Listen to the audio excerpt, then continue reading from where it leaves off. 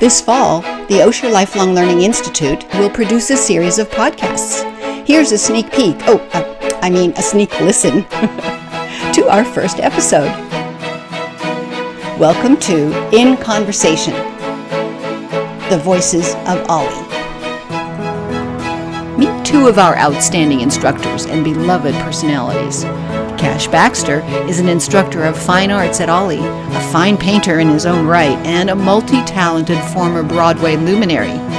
Larry Fox is an esteemed economist, founder of a private equity group, and a retired professor of finance at Northwestern University. An artist and a scientist are about to discover they enjoy much in common.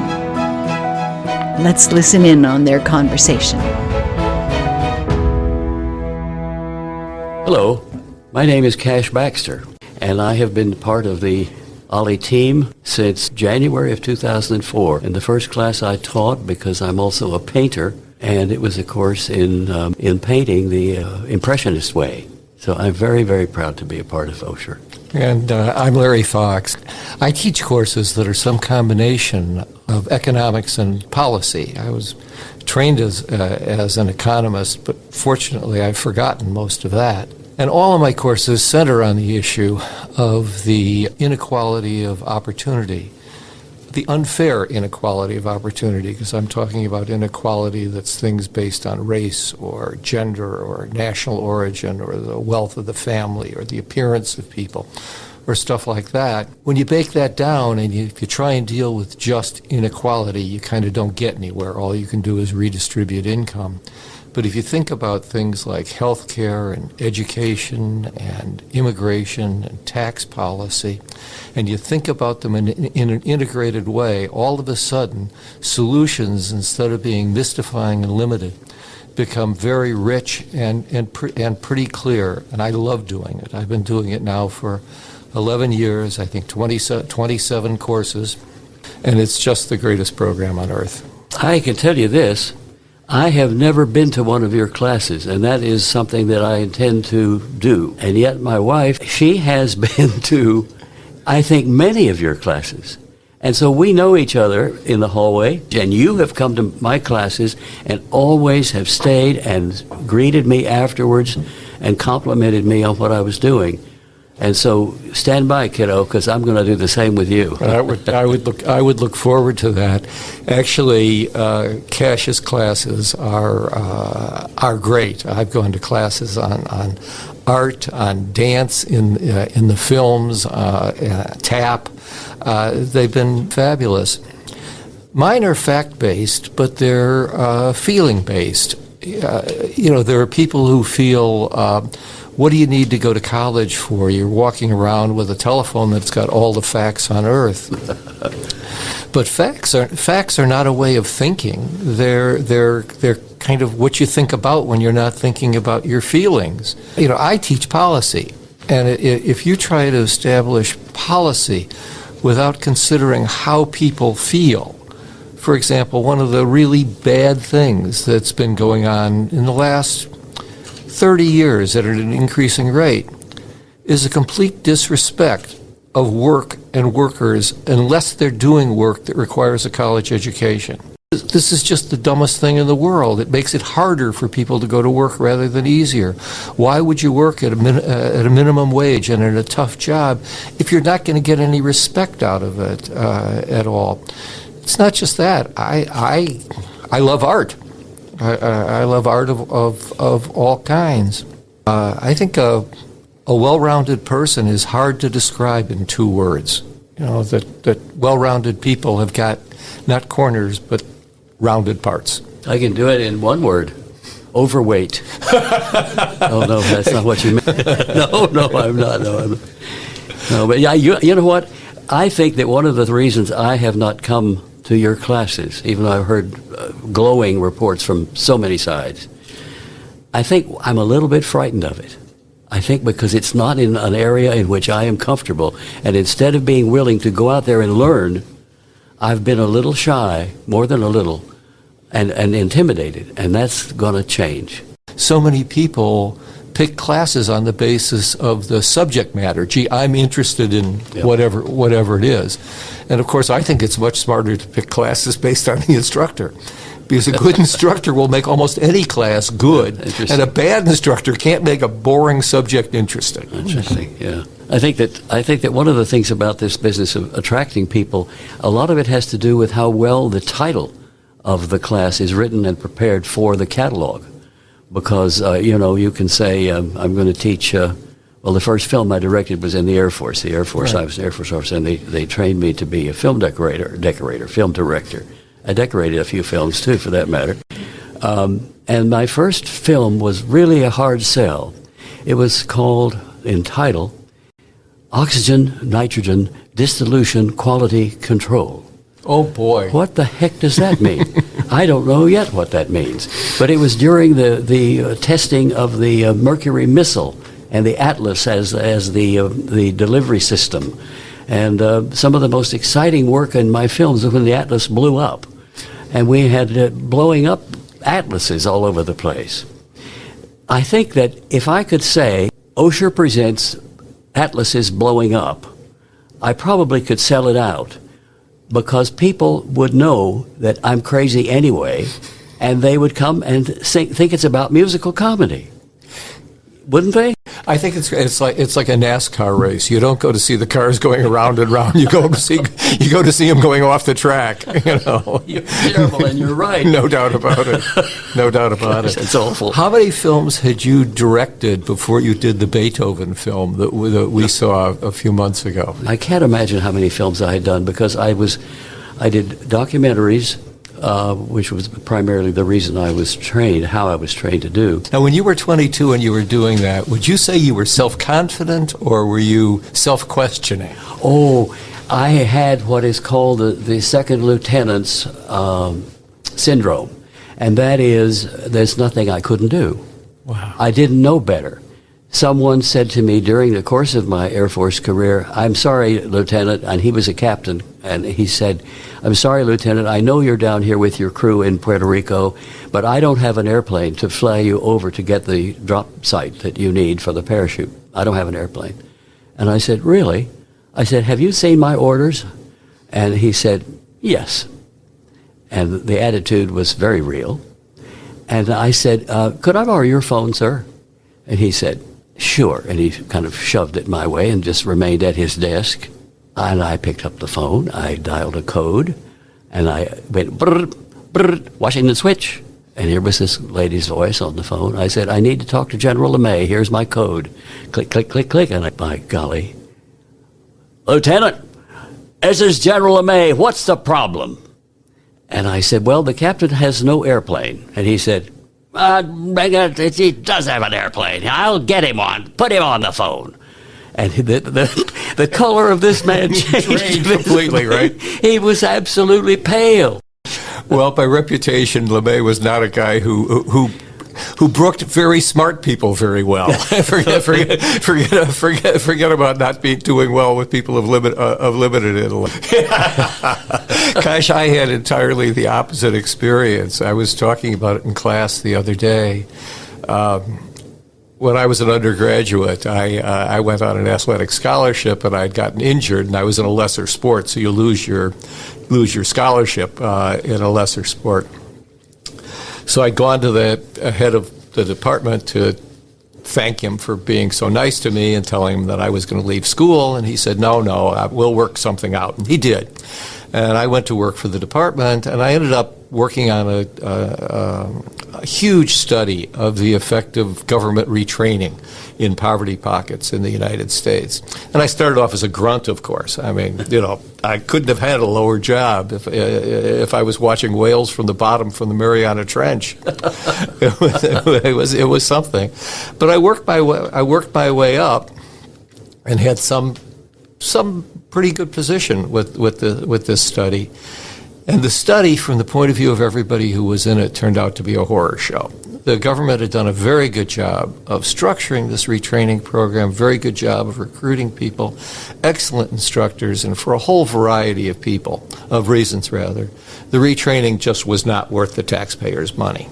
So we had to write this report saying this retraining program is just not worth the taxpayers' money, which was the right conclusions, but it was intensely painful to us. Now comes the better part of the story. So my mentor at the University of Wisconsin, where I was an undergraduate, said, your parents lived near the University of Chicago, and you've told me that you went to a debate with Milton Friedman the other day. You should go down and see Friedman. Talk about graduate schools. And I was just exactly the opposite of you. I did not have the second lieutenant's problem. I said, sure, I'm going to go down and see the most famous economist in the world right now, and he's going to see me. And he said, no, yes, he will. He will. I'll write to him, and he'll be happy to see you. So I went down there, and this is a little opposite. I didn't have a Curtis LeMay to call. And this is part of the quadrangles at the University of Chicago. So each side is this immense building.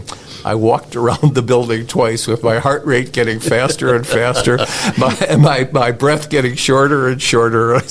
I got to do this. I'm going to be late.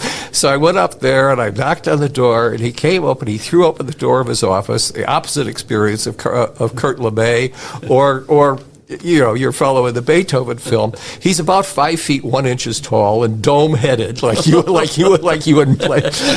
and me. He couldn't possibly have been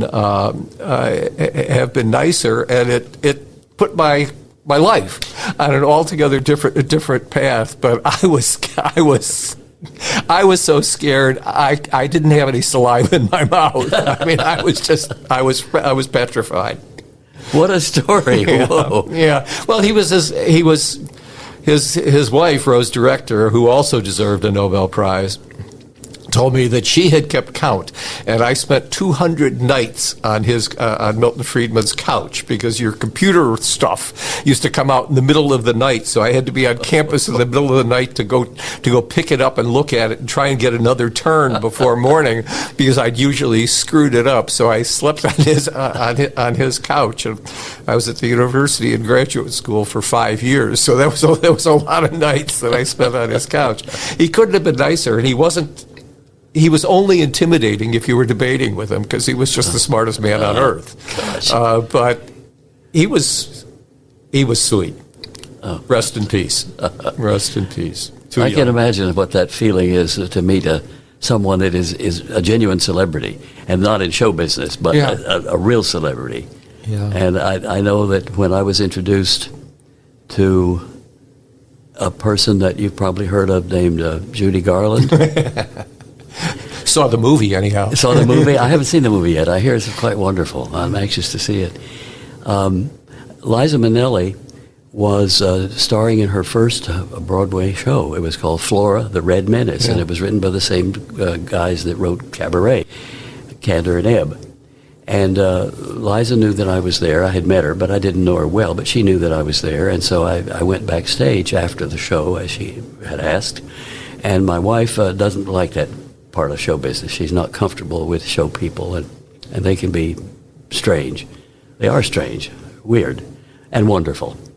So, and I was one of them myself. So in any case, I got to the door, and there was this crowd of people and a little circle that I could see through. And as I looked into the circle, the person looked out just by circumstance, and it was Liza Minnelli, and she waved to me to come on in, come on in. So I reluctantly went to join this little circle, and she said, oh, everybody, this is my very good friend, Cash Baxter. He's a director, and he's here to see me tonight, and how was I? And I said, you were terrific. And she said, thank you. Oh, I know my mother would love to hear that. And she said, this is my mother, Judy. And I said,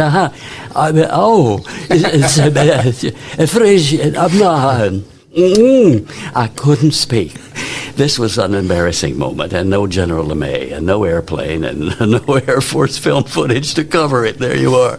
But I can imagine meeting somebody on a world stage. But we're both conscious that we're doing something for a reason, and it's not just... That's very correct. It's not just for personal fun. We're both leaving a record. And when a show closes, the actor is always convinced that I'll never work again. Yes. And when one of our classes closes, there is a void there, because that class meant something special for those 6 weeks or so, or however many weeks the class was. It meant something special that only we could generate. Yes. It's a responsibility, isn't it? And I love that responsibility. That's why it's so important what this program does. The OLLI program, the Lifelong Learning Institute, to me, is as valuable as it is to the students. When my late wife died, there were three things that kept me going, really. My kids, the hiking clubs in which I was involved, and the OLLI program.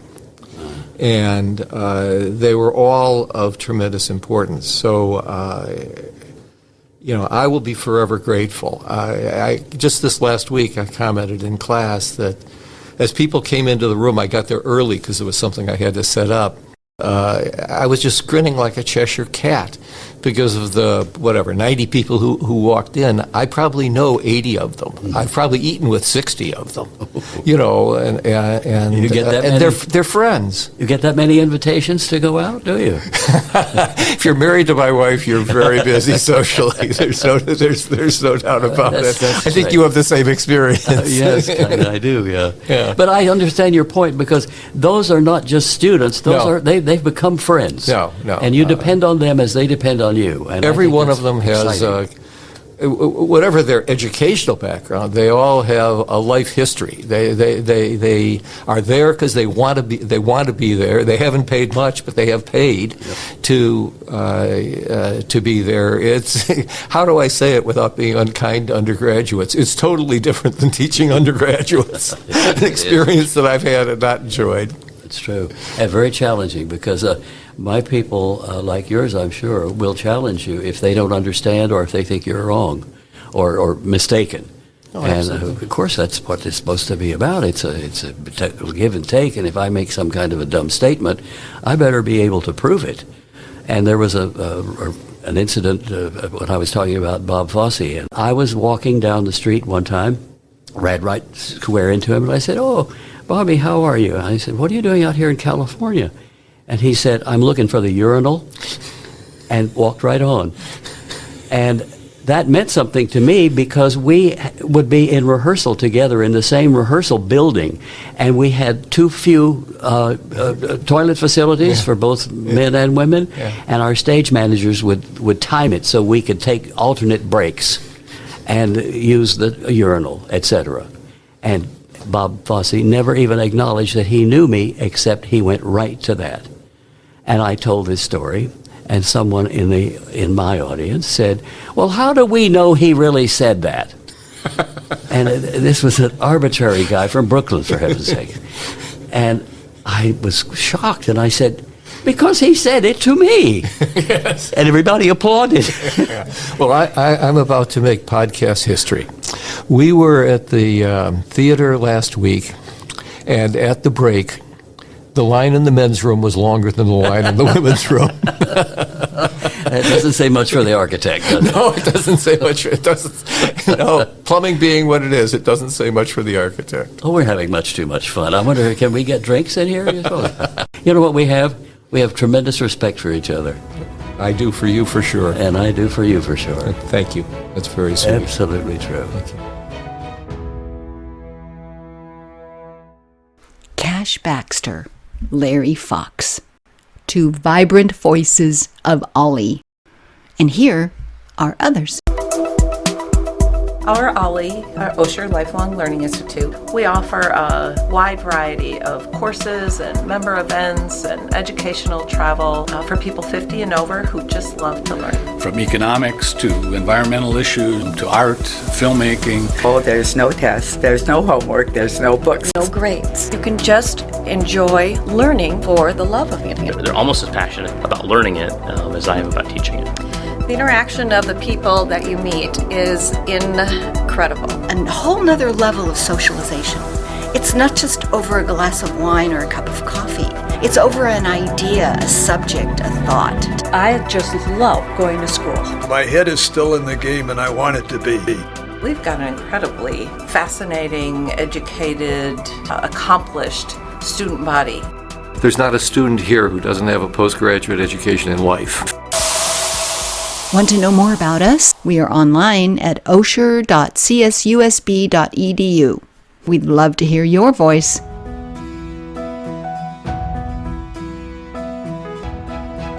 Our thanks to Cal State San Bernardino and Palm Desert, along with the Communications Study Professor Lacey Kendall and all her media students. This podcast is produced for OLLI by Lou Gorfain. And I am Dr. Arlette.